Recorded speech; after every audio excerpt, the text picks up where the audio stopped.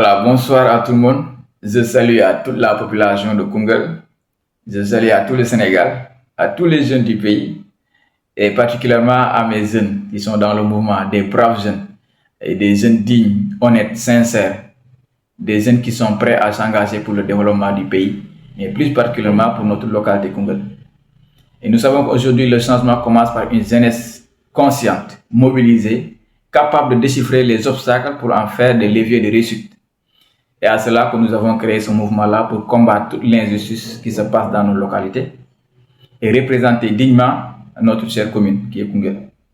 waxuñ ne gars yi liggéeyuñ waxuñ ne Koungheul doxut mais dañoo bëgg beneen doxalin beneen façon de diriger à la communauté de Koungheulloise. Je n'ai rien contre les politiciens. Ils sont en train de faire le travail. Mais le travail, c'est trouver que la population ne trouve pas leur quiétude ou leur bonheur dans leurs actions et dans leur façon de faire. Et là où on a vu, on a vécu. Dinañ si ñëwaat avec des secteurs détaillés. Partout, ça traîne. Ça craint et ça fait peur. Alors, pour les gens qui n'ont pas compris pourquoi on a créé ce mouvement-là, il y a beaucoup de choses. Gars, ñu ngi wax loo xamante ni sax comprendre luñ booy bii dafa créer mouvement parce que daa am ay politiciens yi nekk si ginnaawam amut. Man du ma zaaru boo yoo xamante ne man damay topp si ginnaaw politiciens yi di koy naan non jamais je ne le ferai.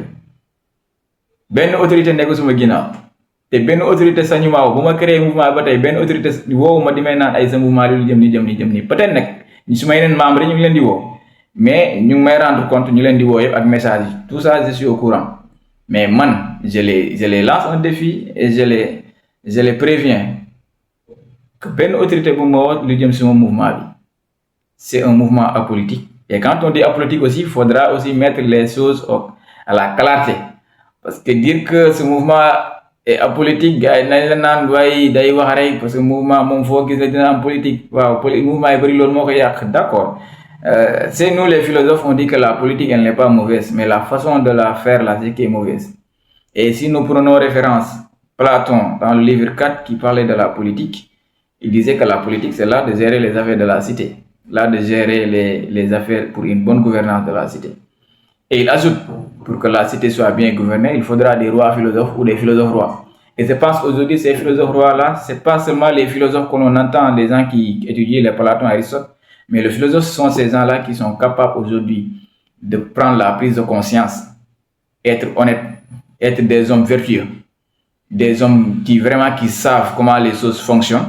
Nous, les philosophes, des gens qui ont vraiment l'esprit critique, la raison et l'engagement, l'amour de servir sans rien attendre au retour. Et je pense que mes jeunes, ils ont cet engagement-là. Quand on revient au secteur à Koungheul, gisuma secteur bo xamantene bi ni Koungheul ñu ngi tok dans secteur bi doxna du santé du éducation du sport du culture du environnement. Fu ñuy commencer nañ jël sport bi. Man mi di wax joueur la won football na ASC yu bari Koungheul, football na jamono Diso. Bon, Diso, j'ai pas disputé là-bas un match. Jaraaf, Étoile, voilà, mais quand on voit aujourd'hui la situation de stade municipal de Koungheul, on a dépassé le niveau vini. Il y a autant d'autorités. Pourquoi pas les gens participer à la réflexion de ce stade-là? Mais gars, d'une côté. Aujourd'hui, les jeunes quittent Koungheul. Ni dans le football, il y a une zone. Ils sont des jeunes talentueux. Ils les appellent. Tay ji bo xolé suñu équipe bambou bini buñu amone ben accompagnement ak ben considération ñu défalal ci stade bi dal nek dans de très bonnes conditions kon yakarna né bambou lay ñu dépasser division bini mais à chaque fois on voit que les choses se redressent. C'est parce qu'il n'y a pas un accompagnement fidèle au sport pour accompagner les jeunes. Quand nous prenons le cadre de la culture, ça ce qui fait fonctionner une nation ou un peuple, un continent, une localité, c'est la culture. La culture, c'est le socle du changement, c'est le socle de l'unicité. Malgré nos diversités-là, la culture nous unit. Et la culture fait vivre les choses. Mais à Koungheul, il y a autant d'artistes qui sont talentueux. Nous sommes en studio, nous sommes en salle culturelle là. Amoufa. Mais face à tout ce mal-là, les gens préfèrent qu'on reste silencieux. Tu commences à dire la vérité, ils t'ont dit que non, tu ne dois pas dire la vérité, tais-toi, tu es un gamin, tu es un petit. Maintenant, qui doit dire la vérité?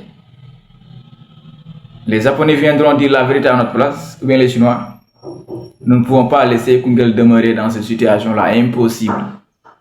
Quand nous prenons le cadre de la santé aussi, c'est tout à fait la misère totale. Tu pars à l'hôpital, nga jënd ticket bu 10 000 francs mënoo ci am ñaari comprimé. Patient yi ñu leen di accueillir wala da ngay ran ba bëgg a dee. Patient yi dañoo sonn Koungheul, même la façon de les accueillir, il n'y a pas cette expérience ou bien cette compétence pour pouvoir décortiquer, pouvoir accueillir ces patients-là nga dalal xelam. Vous voyez comment ça. Et puis hôpital, je pense que dañuy am ay subventions venant de la mairie. Vous voyez comment ça. Et puis hôpital, je pense que dañuy am ay subventions venant de la mairie. Xaalis boobu c'est pour accompagner ñoo xam ne dañoo feebar, mais tey boo feebaree boo demee hôpital lu ñu njëkk xalaat nañ ko jàllale Kaffrine. Kon la moo tax hôpital Koungheul bu nekk foofu noonu ana budget bi xaalis boobu la lay njëriñ. Nga dem ci domaine environnement bi garab boo jëmbat mu dee nit ñi ñëw buddi ko. Problème ñu ngi foofu noonu. Lotissement yi kenn xamul nu mu jaaree Koungheul dem nañ ba baykat yi amatuñ fuñ bay parce que yëpp def nañ ko ay terrain yëpp jaay nañ ko dëkkuwaay sax léegi Koungheul problème future génération bi ñu ngi xalaat ñoom fa la ñuy dëkk parce que tout a été vendu.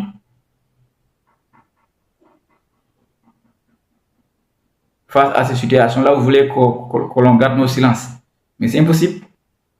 Alors finalement, pour me lancer un message, c'est aux jeunes.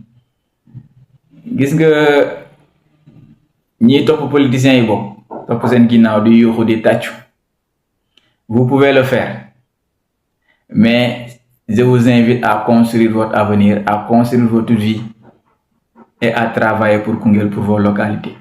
Et à cela, j'invite aussi les coordinateurs départementaux du mouvement. On vous a élu pour que vous représentez vos communes. Il y a certaines autorités qui ne savent même pas les réalités de leur localité parce que dugguñ au fin fond am na yenn village yi boo fa demoon da ngay jàpp gémmiñ mais autorités yi duñu wax ci loolu noonu. Il y a des villages qui à présent ils ne peuvent pas avoir d'eau potable. Ndox, un besoin nécessaire, c'est tout à fait un problème. Nga dugg ci commune Lour Escale, Ribo, tout ça sont des situations qu'on m'a signalé. Parfois dañ lay signaler ay problèmes yoo xamante ne yow est-ce que da ngay naan sax su ma ko waxee télé est-ce que du yàq image Koungheul. Et pourtant c'est une réalité qui existe. Autorités ñu ne ñu jéggi ko foofu noonu duñu wax sur les problèmes de Koungheul dañuy ñëw raaya jàll. Et pourtant on a le droit de contrôler les actions de l'État, surtout les gens qui sont à la mairie. Yéen ndawi Koungheul laa wax yéen vous la population de Koungheul la am ngeen sañ-sañ dem ci mairie ba laajte budget bi ñaata ngeen ko voté parce que ñoom bu ñuy signé budget bi c'est tout doomu Koungheul lañ koy signé.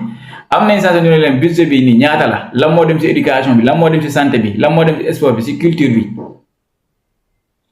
ñi xam seen programme bu ñu génnee mairie boo xam te ne moom mooy doxal Koungheul am nañ sañ-sañ dem laajte ko mairie bi la mooy seen programme pour doxal goxu Koungheul bi nii ñu génne leen programme bu dee programme bi doy la nga ne ko programme bi changé leen ko parce que programme bi arrangé wuñu ko ñun on a le droit de contrôler les actions de la mairie.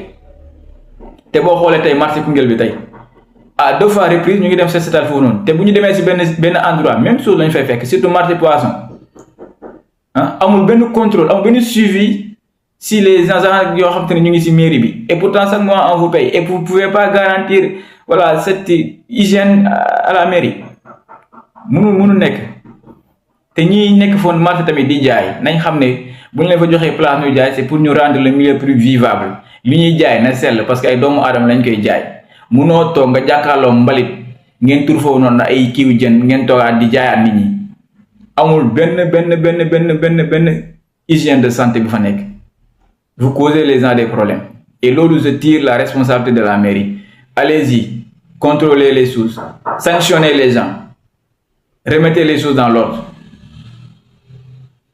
Nous continuer. Nous savons qu'aujourd'hui le monsieur le maire il est absent. D'accord.